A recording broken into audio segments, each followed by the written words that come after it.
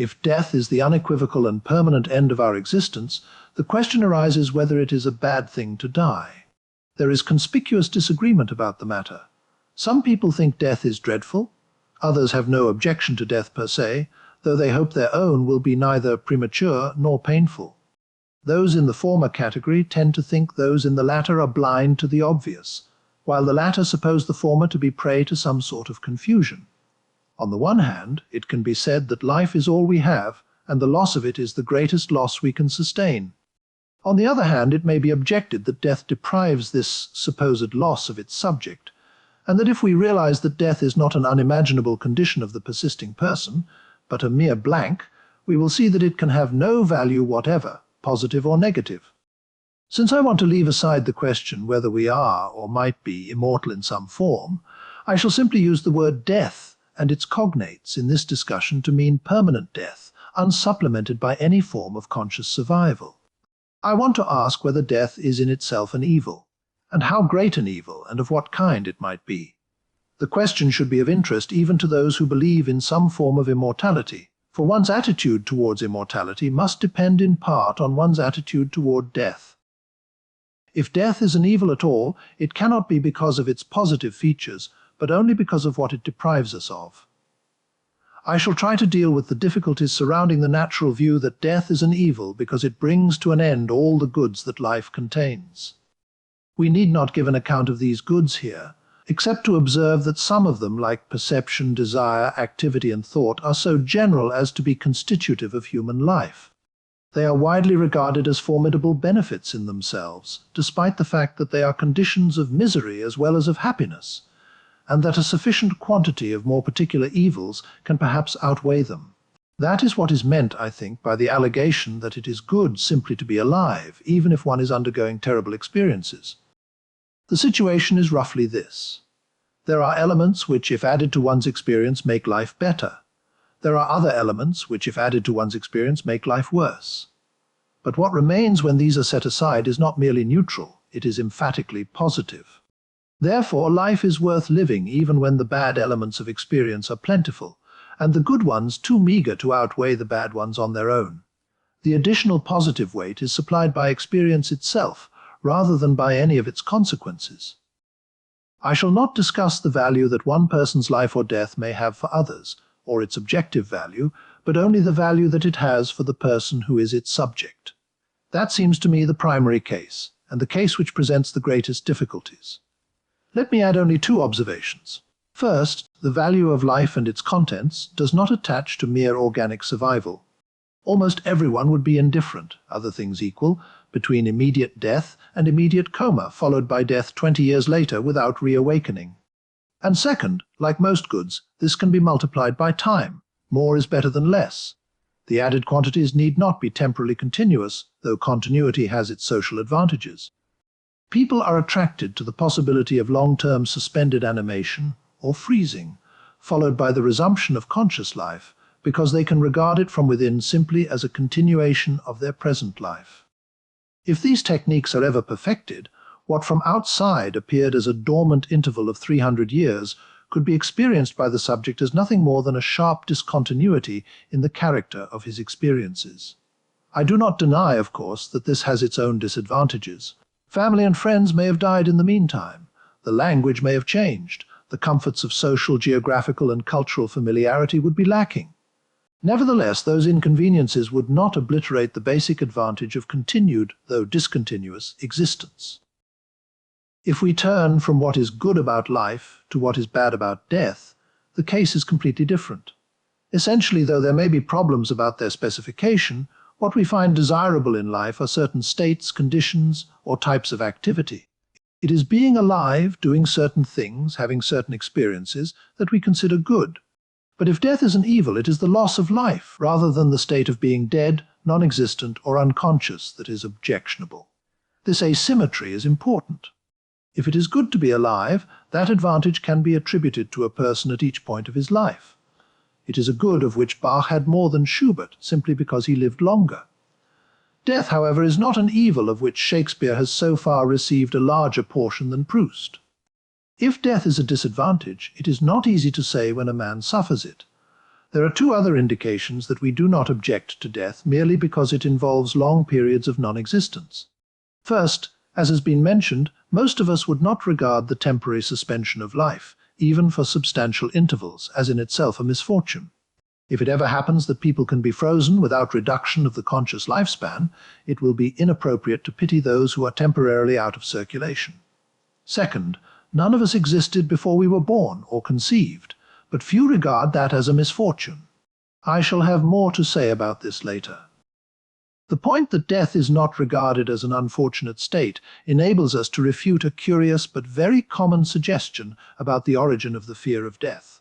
It is often said that those who object to death have made the mistake of trying to imagine what it is like to be dead.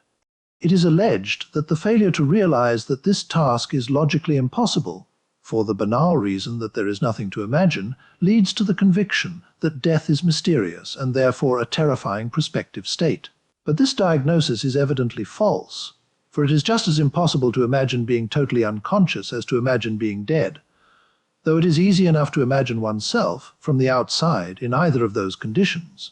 Yet people who are averse to death are not usually averse to unconsciousness, so long as it does not entail a substantial cut in the total duration of waking life.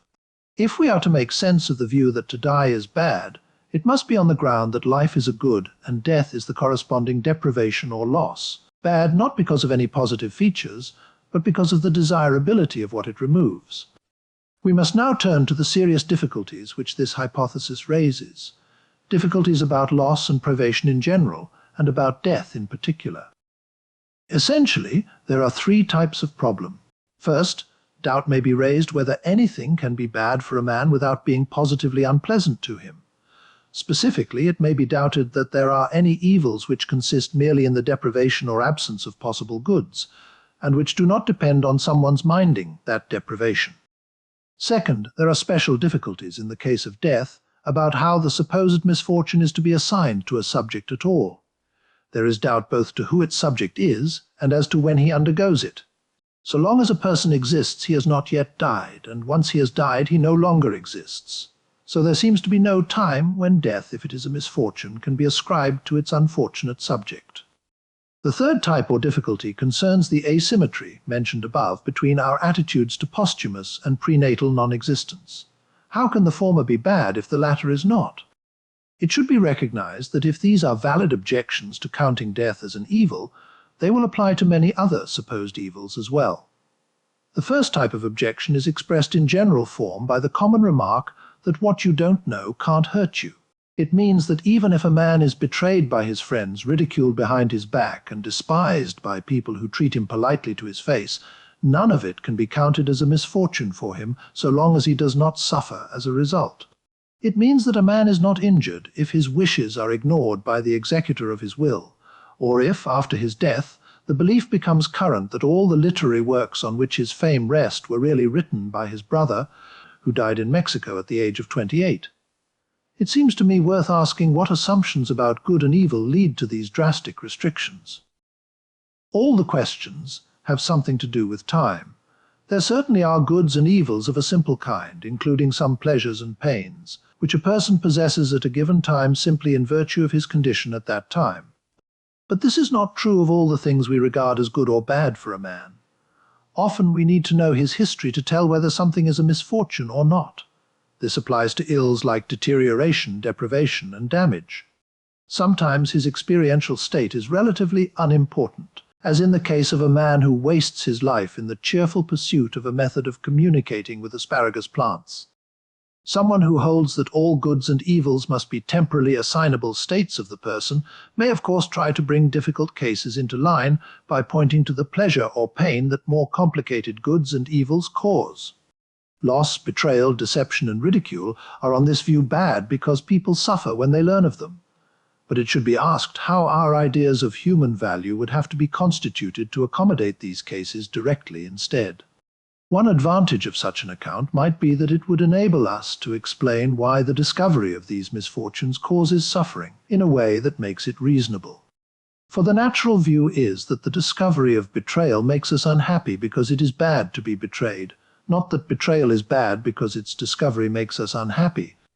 It therefore seems to me worth exploring the position that most good and ill fortune has as its subject a person identified by his history and his possibilities, rather than merely by his categorical state of the moment, and that while this subject can be exactly located in a sequence of places and times, the same is not necessarily true of the goods and ills that befall him. These ideas can be illustrated by an example of deprivation whose severity approaches that of death. Suppose an intelligent person receives a brain injury that reduces him to the mental condition of a contented infant, and that such desires as remain to him can be satisfied by a custodian, so that he is free from care. Such a development would be widely regarded as a severe misfortune, not only for his friends and relations, or for society, but also and primarily for the person himself. This does not mean that a contented infant is unfortunate. The intelligent adult who has been reduced to this condition is the subject of the misfortune. He is the one we pity, though of course he does not mind his condition. It is in fact the same condition he was in at the age of 3 months, except that he is bigger. If we did not pity him then, why pity him now? In any case, who is there to pity? The intelligent adult has disappeared, and for a creature like the one before us, happiness consists in a full stomach and a dry diaper. If these objections are invalid, it must be because they rest on a mistaken assumption about the temporal relation between the subject of a misfortune and the circumstances which constitute it.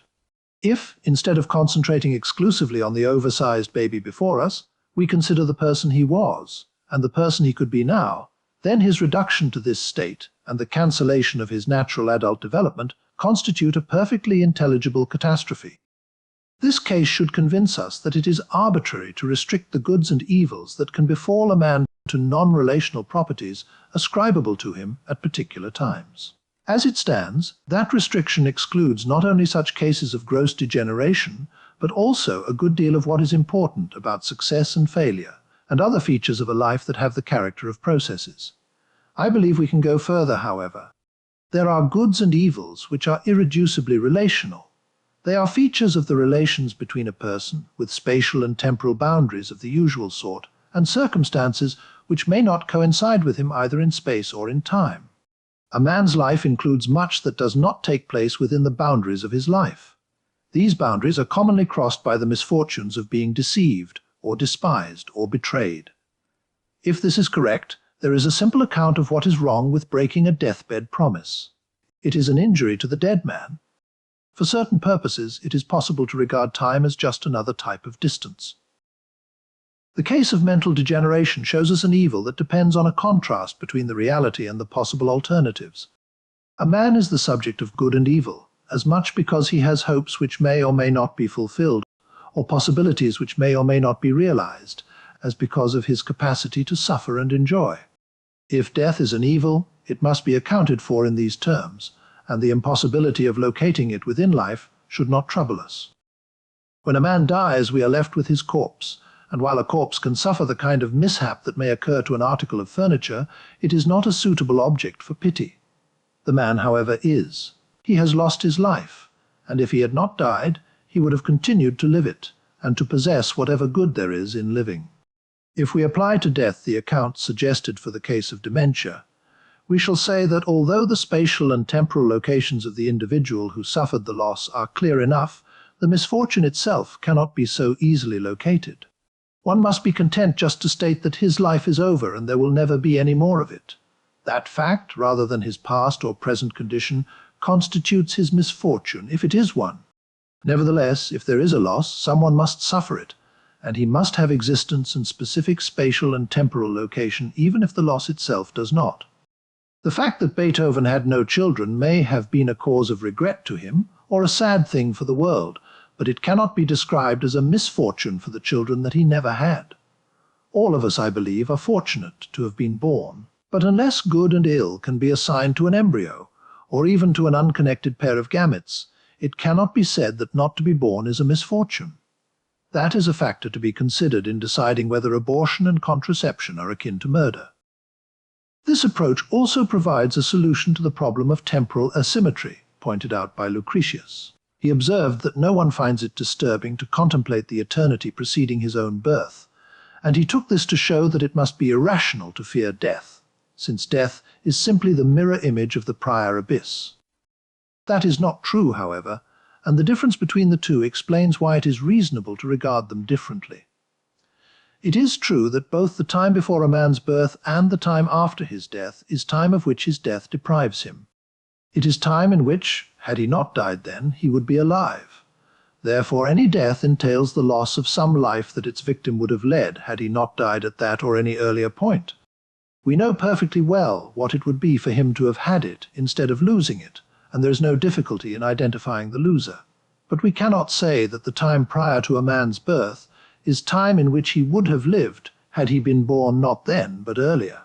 For aside from the brief margin permitted by premature labor, he could not have been born earlier. Anyone born substantially earlier than he would have been someone else. Therefore, the time prior to his birth prevents him from living. His birth, when it occurs, does not entail the loss to him of any life whatever. The direction of time is crucial in assigning possibilities to people or other individuals. Distinct possible lives of a single person can diverge from a common beginning, but they cannot converge to a common conclusion from diverse beginnings. The latter would represent not a set of different possible lives of one individual, but a set of distinct possible individuals, whose lives have identical conclusions. Given an identifiable individual, countless possibilities for his continued existence are imaginable, and we can clearly conceive of what it would be for him to go on existing indefinitely. However inevitable it is that this will not come about, its possibility is still that of the continuation of a good for him, if life is the good we take it to be. We are left, therefore, with the question whether the non-realization of this possibility is in every case a misfortune, or whether it depends on what can naturally be hoped for. This seems to me the most serious difficulty with the view that death is always an evil. Even if we can dispose of the objections against admitting misfortune that is not experienced or cannot be assigned to a definite time in the person's life, we still have to set some limits on how possible a possibility must be for its non-realization to be a misfortune or good fortune, should the possibility be a bad one. The death of Keats at 24 is generally regarded as tragic, that of Tolstoy at 82 is not. Although they will both be dead forever, Keats' death deprived him of many years of life which were allowed to Tolstoy. So in a clear sense, Keats's loss was greater, though not in the sense standardly employed in mathematical comparison between infinite quantities. However, this does not prove that Tolstoy's loss was insignificant. Perhaps we record an objection only to evils which are gratuitously added to the inevitable. The fact that it is worse to die at 24 than at 82 does not imply that it is not a terrible thing to die at 82, or even at 806. The question is whether we can regard as a misfortune any limitations, like mortality, that is normal to the species. Blindness or near blindness is not a misfortune for a mole, nor would it be for a man, if that were the natural condition of the human race. The trouble is that life familiarizes us with the goods of which death deprives us. We are already able to appreciate them, as a mole is not able to appreciate vision. If we put aside doubts about their status as goods and grant that their quantity is in part a function of their duration, the question remains whether death, no matter when it occurs, can be said to deprive its victim of what is in the relevant sense a possible continuation of life. The situation is an ambiguous one.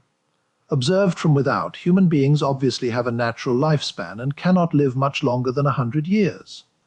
A man's sense of his own experience, on the other hand, does not embody this idea of a natural limit. His existence defines for him an essentially open-ended possible future, containing the usual mixture of goods and evils that he has found so tolerable in the past. Having been gratuitously introduced to the world by a collection of natural, historical, and social accidents, he finds himself the subject of a life, with an indeterminate and not essentially limited future. Viewed in this way, death, no matter how inevitable, is an abrupt cancellation of indefinitely extensive possible goods. Normality seems to have nothing to do with it, for the fact that we will all inevitably die in a few score years cannot by itself imply that it would be good to live longer. Suppose that we were all inevitably going to die in agony, physical agony lasting 6 months. Would inevitability make that prospect any less unpleasant? And why should it be different for a deprivation? If the normal lifespan were 1,000 years, death at 80 would be a tragedy. As things are, it may just be a more widespread one. If there is no limit to the amount of life that it would be good to have, then it may be that a bad end is in store for us all.